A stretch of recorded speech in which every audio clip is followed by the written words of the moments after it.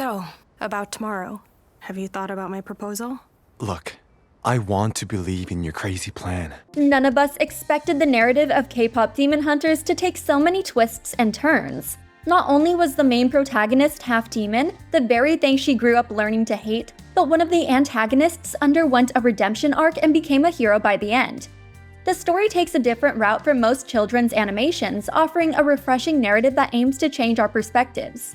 In Rumi's case, her eyes are wide open because she realizes that not everything is as black and white as she believed. After losing Jinu, she knows that other demons like him exist, trapped by Gwi-Ma. She is the only hunter who knows how much they suffer, and she might be the only person who can save them. Today's video will talk about why Rumi wants to redeem demons and some of the challenges she'll face along the way. That's not all you are. This is just your demon talking. You have to fight it! Number 1. Jinu reclaims his soul. Rumi's the first one to notice the Saja boys as demons and potential threats. She doesn't trust Jinu at all and keeps him at an arm's length at all times. However, he becomes the only person she can talk to about her demon markings, allowing him to become a confidant and friend. It's not long until their secret meeting allows a romance to bloom, or at least for a spark to flicker between them. We all know that Jinu would have thrown it all away for Rumi in the first place, had Gwi-Ma not stepped in to threaten him. Sure, his betrayal stung in the end, but even after he hurt Rumi and destroyed Huntrix from the inside, Rumi still doubted his intentions. She knew deep down that he was a good person who made a terrible mistake. Centuries of servitude to Gwi-Ma and being forced to relive your biggest regret feels like enough punishment to me. In the end though, Jinu decided to save Rumi, which freed him from Gwi-Ma's control. Rumi will likely struggle with Jinu's death in the sequel, but he will leave behind a legacy she can't ignore, his redemption. Jinu proved that demons can break free from Gwi-Ma and choose good. Sure, the majority of demons might like serving Gwi-Ma, but others cower in his presence, despise his leadership, and want nothing more than a second chance. After Jinu gave her a second chance to prove herself and become the hero she was meant to be, how can she take away that opportunity from other demons in need? I'm sorry for everything. No! Number 2. Rumi never strayed. Jinu showed everyone that demons can change, but Rumi built confidence in herself by refusing to break, even when her entire life crumbled around her. After the Idol Award, she lost everything within seconds. Her best friends didn't trust her, Celine refused to look her in the eye, and she helped destroy the things she had sworn to protect. At that catastrophic moment, Rumi had nothing left to lose and could have used her new abilities to do anything. Instead, she returned to Mira and Zoe, saved them from Gwi-Ma's control, and fought like her life depended on it. Sure, she might have demon markings, but I'm willing to believe she's the most dedicated hunter in generations. At the end of the day, those markings on her skin meant nothing. She never had a connection to Gwi-Ma, and they even changed at the end of the film to represent her connection to the Hun Moon instead. Rumi's nothing special either, she's just a half-demon who managed to do the right thing. If her markings can change, or she can completely cut out a relationship with Gwi-Ma, who's to say other demons can't too? Her own father might have done the same decades before, in which case there might be other demons who, long since, had changed their circumstances, trapped in Gwi-Ma's realm. You know, you can tell me. I understand. I'm the only one who can. Number 3. Generational challenges. I don't think Rumi will need much convincing to start redeeming demons. She already tried it once and it worked out once, after all. Mira and Zoe will have to hear her out too because she's half demon and she turned out alright. The real problem will be convincing other hunters to join their side. Their organization was built on tradition and they never strayed from the methods used by the original hunters. I admire their dedication, but they have some outdated rules and regulations. We see some closed-minded behavior from Celine in the film, as she tells Huntrix to keep their emotions in check and never show emotion. Obviously, that's a pretty harmful narrative they're trying to push. As the viewer, we know it's not good for the girls to repress their emotions and pretend like everything's fine, but Celine likely learned to bottle things up from her mentor, leading to a very long cycle of generational trauma.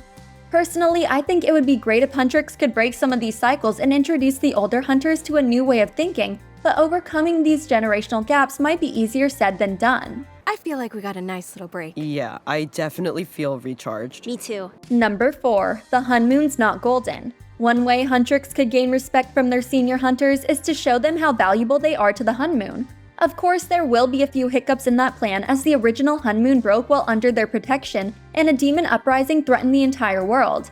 Sure, they stopped Gwi-Ma and created a brand new Hunmoon, but it's still so new that any hunter should feel skeptical of the new magic reacting to the songs. If they're sticklers for tradition like I suspect, I doubt they'll believe Gwi-Ma's gone for good until the Hunmoon turns golden.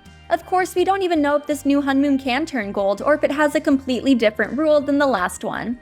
If Rumi can't get support to help those tortured demons by asking, then I have no doubt she'll take matters into her own hands. Whether the Hunmoon is golden or not, some people still need her help. Not the men's? I will fight for a spotty with you. Let's do it! Wait, so what song are we singing? Golden. Number 5. Direct opposition. If Huntrix went completely off-book and started saving demons without permission, I assume their reputation among the other hunters would crumble. They're abandoning centuries of tradition, changing the rules the hunters have lived by, and trusting that demons will change out of the goodness of their hearts. If I were a senior hunter who didn't share the same life-changing experience as Rumi, then I would be skeptical too. It's safe to assume Huntrix will face direct opposition moving forward. I believe Celine will have an essential role in the sequel based on her reaction to Rumi at the end of the first film. There's no doubt that she loves her adoptive daughter, but she's clearly scared of her too, and worried about what she could do with her new powers. Sure, redeeming demons sounds like a noble purpose, but the narrative could be spun to make it sound like Rumi is gaining allies and building a demon army of her own. If news spreads that she is becoming a leader among demons, then hunters will come to hunt her down, Celine included. That duty falls to you. That victory is within your reach. Number 6. A revolutionary leader. That said, Rumi would stand up for the demons she rescued and fight for them until the very end. In the first film, she's willing to give up her life to protect innocent people from harm, but when that doesn't happen, she goes to Gwi-Ma for a showdown. These redeemed demons who oppose Gwi-Ma and work toward a second chance will need someone to advocate for them, and they'll certainly put Rumi on a pedestal for all the hard work she does for them. With enough demons on her side, she can start to weaken Gwi-Ma from the inside, as his powers come from the souls he controls. As more demons begin to break free, the weaker he will become.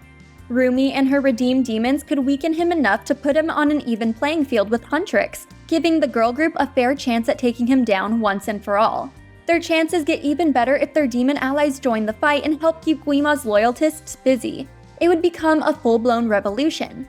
Not many narratives debate a demon's moral standing. Usually, demons are demons because they have bad intentions and enjoy the harm they cause. Fix the world and make it right.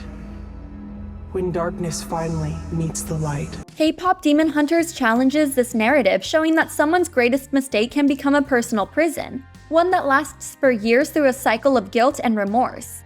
Demons who end up in Gwi-Ma's clutches because of a deal gone wrong have learned their lesson, and I doubt they would make the same mistake twice.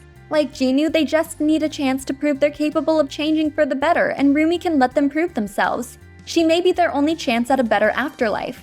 Do you think there are other demons like Jinu out there? Does Rumi have what it takes to save them? Let us know in the comments. It was real! What we had was real! I know it was! The things I said, I just needed you to trust me. Thanks for watching. If you enjoyed this video, hit that like button, subscribe to our channel, and turn on notifications to stay updated on our uploads. No, I was using him to fix all this, to fix me, so we could all do our duty.